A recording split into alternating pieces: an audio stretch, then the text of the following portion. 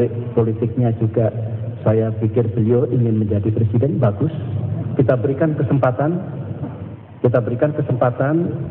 teman-teman media, berikan ruang untuk calon-calon itu untuk berkomunikasi dengan rakyat. Visinya seperti apa? Kalau jadi presiden mengatasi masalah seperti apa? Kebijakannya seperti apa? Biar rakyat tahu.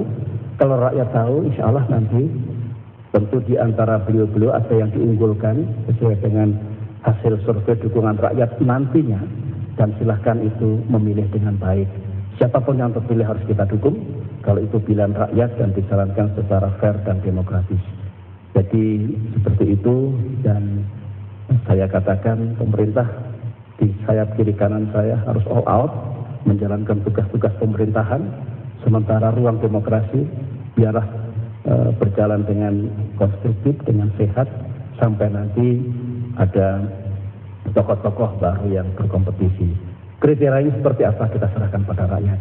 Rakyat juga tahu nanti dari segi integritas, kapasitas, pengalaman, kesiapan, dan sebagainya. Insya Allah akan muncul pemimpin-pemimpin yang lebih baik dibandingkan saya ataupun dibandingkan pemerintahan sekarang ini. Mas Wisnu, Anda ini kan sudah lama di istana ya. Saya ingin mengetahui sebenarnya bagaimana sih proses kalau kita mau mengadakan konferensi pers dengan SBY sebagai presiden atau pada saat dia doorstop?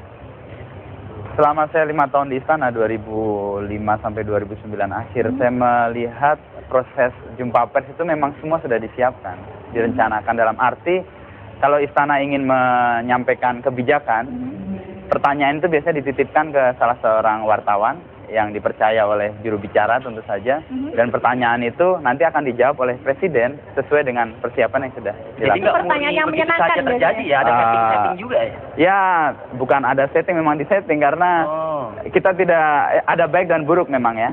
Buruknya spontanitas hilang karena pernyataan-pernyataannya sudah disiapkan. Baiknya adalah kita tidak akan melihat presiden sebagai simbol negara gelagapan atau kesulitan menjawab pertanyaan wartawan yang seringkali tidak terduga. Dalam konteks itu, ya ada baiknya ada buruknya juga. Tetapi harus diakui memang presiden ini menyiapkan semuanya untuk setiap kebijakan atau bahkan setiap ucapan yang ingin disampaikan. Salah satu yang membuat saya tidak terlalu gembira adalah ketika ditanya GKI Yasmin, presiden tidak ada kata memerintahkan, namun saya ingin. Iya, iya. Itu saya melihat SBY apa bedanya dengan masyarakat kebanyakan yang ingin kedamaian ini muncul.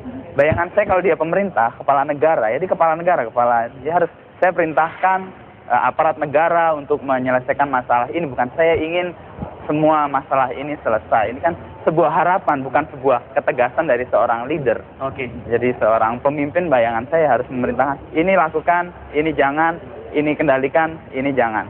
Oke, saya ke Pak Eko nih. Pak Eko, pantasnya, eloknya, atau mungkin baiknya pertemuan-pertemuan seperti ini nih diagendakan rutin atau tidak sih Pak? Saya kira harus rutin ya. Oke. Rutin dalam konteks Kalau bicara timingnya Pak, rutin ini kapan? Timingnya artinya bukan semata-mata kalau ada masalah tertentu yang heboh, tetapi apapun secara berkala itu memang wajib. Seminggu sekali kah Pak gitu? Terlalu cepat frekuensinya. Oke. Tapi paling tidak ada waktu-waktu tertentu yang memang dipakai untuk bertemu dengan wartawan. Tapi pada konteks ini, kalau bisa, pesan-pesan yang disampaikan itu jangan terlalu elit, ya. Jadi pesan disampaikan untuk halayak, bukan yang untuk langsung ke grassroots begitu ya Pak ya? yang langsung ke grassroots. Itu kan yang paling mendukung piramida kekuasaan. Sudah adakah Pak mungkin gambaran-gambaran sebelum-sebelumnya begitu Pak, pemimpin yang memang bicara sampai ke lapisan menengah ke bawah? Ini terlepas dari persoalan politik lainnya, tetapi pola komunikasi Presiden Soeharto, misalnya dalam konteks dengan petani-petani, itu memang benar-benar ketika bicara, Presiden Soeharto bicara, itu petaninya paham gitu. Oke. Jadi memang benar-benar pesan itu untuk halayak. Nah, tidak bicara matematis dan data-data yang prestisius yang sifatnya kuantifikasi sulit dicerna oleh masyarakat yang mengkaitkan dengan aspek-aspek faktual yang ada di sekelilingnya. Kali aja ya kita bicara pagi ini didengarkan dan kemudian diaplikasikan ke depannya. Mudah-mudahan seperti itu ya. Amin. Jelas, singkat, padat, tegas. Baik. Terima kasih Pak Eko. Terima kasih atas waktunya di Apa Kabar Indonesia. Mas Wisnu, terima kasih. Perubahan ya Pak, lebih ada isinya, besok lebih tegas. Baik.